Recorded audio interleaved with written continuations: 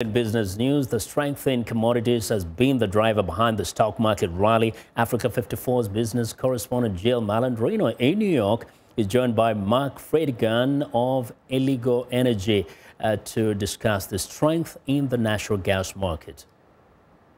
The easy money trade still matters as the Federal Reserve and global central banks maintain their very dovish posture and keep monetary policy very accommodative.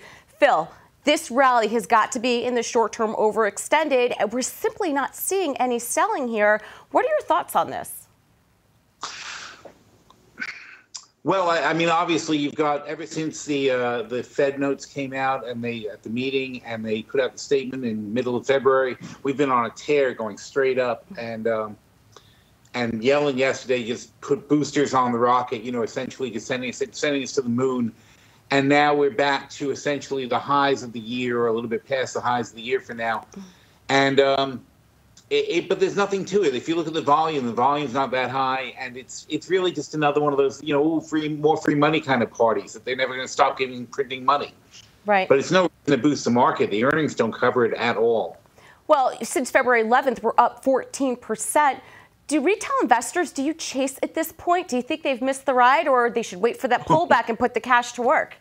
They missed the ride. We're telling my guys, I just wrote my article this morning, and I told my guys, I'm like, you know what, we're going to start cashing out of our winners now, because we played it very well. We went short and then we went long into the Fed meeting because we expected them to pop it back up. They did pop it back up.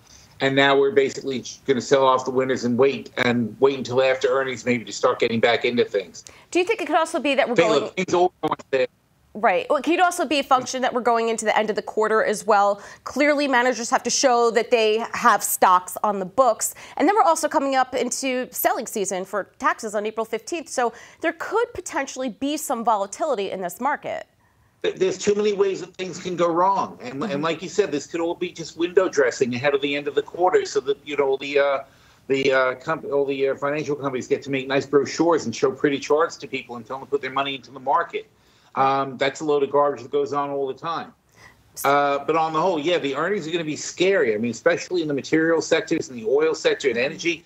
Earnings are going to be horrific. Financials are even going to take a hit this quarter. So why do we have to be in? Why do you have to be invested? We can sit on the sideline, wait, watch, and pick up bargains. Okay. All right. Thank you very much, Phil.